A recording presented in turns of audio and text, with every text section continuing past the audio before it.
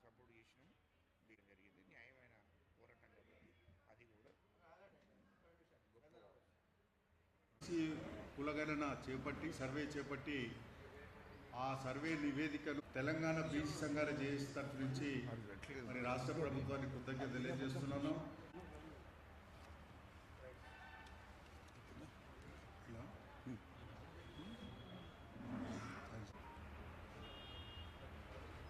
అయితే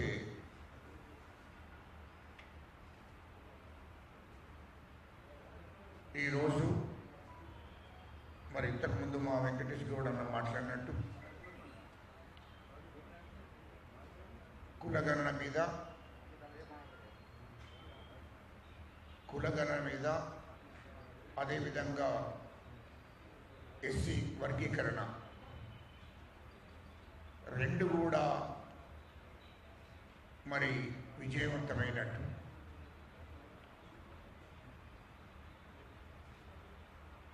ముప్పై సంవత్సరాల నుంచి సుదీర్ఘ పోరాటం ఎస్సీ వర్గీకరణ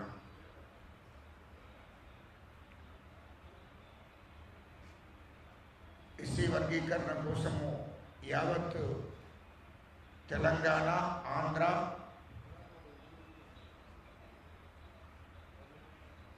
ఎస్సీలు మాదిగలు మరియు ఉపకులాలు 30 ఏళ్ల పోరాటం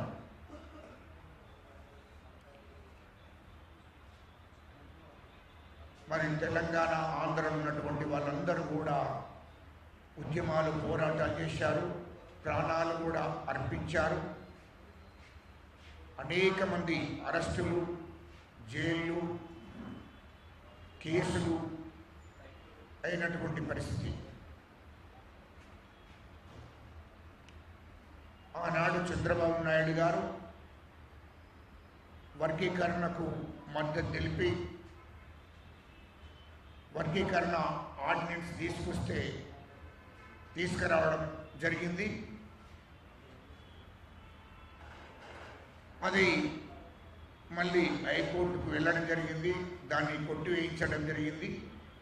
ఇట్లా అనేక అడదుడుకులు, అనేక ఇబ్బందులు ఎస్సీ వర్గీకరణ జరగకుండా మరి ఆపడం జరిగింది. ఈ 30 సంవత్సరాలు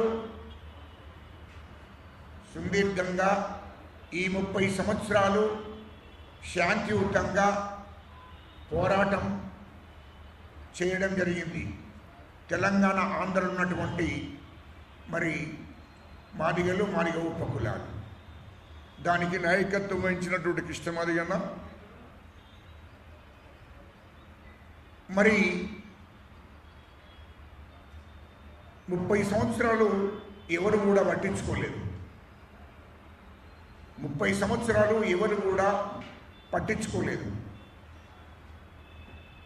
అసెంబ్లీలో తీర్మానం చేయడము, అసెంబ్లీలో మాట్లాడడము, వదిలేయడం జరిగింది. చంద్రబాబు నాయుడు గారు మాత్రము ఆ రోజు దానికి చిత్తశుద్ధితోని వర్గీకరణ ఆర్డినెన్స్ తీసుకొచ్చాడు. దాన్ని కోర్టులో కొట్టుడు పోయింది. అప్పటి నుండి ఇప్పటిదాకా వర్గీకరణకు మేము మద్దతు అని చెప్పి అనేక ప్రభుత్వాలు చెప్పాయి, కానీ అమల్లో చేయలేదు, అమల్లో పెట్టలేదు, అమలు చేయలేదు. ఎందుకంటే అయినా కూడా ఈ జాతి ప్రయోజనాల కోసం ఈ జాతికి నష్టం జరుగుతుందనేది అన్ని పార్టీలకు కూడా తెలుసు, అన్ని వర్గాల ప్రజలకు కూడా తెలుసు. ఎస్సీలకు, ఎస్టీలకు, బీసీలకు, మైనార్టీలకు, రెడ్లకు, వెల్మలకు, అన్ని కులాలకు కూడా వాస్తవానికి ఎస్సీ వర్గీకరణ చేయవలసిందే, ఆ జాతికి నష్టం జరుగుతుంది అని చెప్పి అందరూ కూడా మద్దతు చేయడం జరిగింది. కానీ నిన్నటి రోజు 30 సంవత్సరాల తర్వాత ముఖ్యమంత్రి గారు, గౌరవనీయులు ముఖ్యమంత్రి గారు మా రేవంత్ రెడ్డి గారు ఈ రాష్ట్రం ఉన్నటువంటి వాస్తవానికి అన్యాయం జరుగుతున్నటువంటి కులం అన్యాయం జరుగుతున్నటువంటి ఈ కులానికి న్యాయం చేయవలసిందే. అన్యాయం జరుగుతున్నటువంటి ఈ సామాజిక వర్గాలకు, మాదిగలకు, మాదిగ ఉప కులాలకు, ఈ జాతులకు న్యాయం చేయవలసిందని చెప్పి మరి మాన్యశ్రీ ముఖ్యమంత్రి రేవంత్ రెడ్డి గారు ఖచ్చితంగా ఈ వర్గాలకు నష్టం జరిగినటువంటి వర్గాలకు, నష్టం జరిగినటువంటి ఈ జాతికి, నష్టం జరిగినటువంటి ఈ ఉపకులాలకు మరి నేను న్యాయం చేకూరుస్తాను. వీళ్ళకు ఒక పెద్ద కొడుకుగా, వీళ్ళకు ఒక పెద్దన్నగా, వీళ్ళకు ఒక తండ్రిగా ఇది నా బాధ్యత రాష్ట్ర ముఖ్యమంత్రిగా అని చెప్పి ఆలోచన చేసి మరి ఖచ్చితంగా మెజార్టీకి ఉన్నటువంటి జాతుల పక్షాన నేను ఉండవలసిందే అని చెప్పి ఆలోచన చేసి నిన్నటి రోజున మరి వర్గీకరణ పూర్తి స్థాయిలో చేయడం జరిగింది. దానికి యావత్ జాతి, తెలంగాణ యావత్ జాతి మా ముఖ్యమంత్రి రేవంత్ రెడ్డి గారికి మా జాతి పక్షాన మేము కృతజ్ఞత తెలియజేస్తున్నాం. ఆయనకు జీవిత కాలమంతా యావత్ జాతి అంతా రుణపడి ఉంటుందని చెప్పి కూడా ఈ సందర్భంగా నేను తెలియజేస్తున్నాను.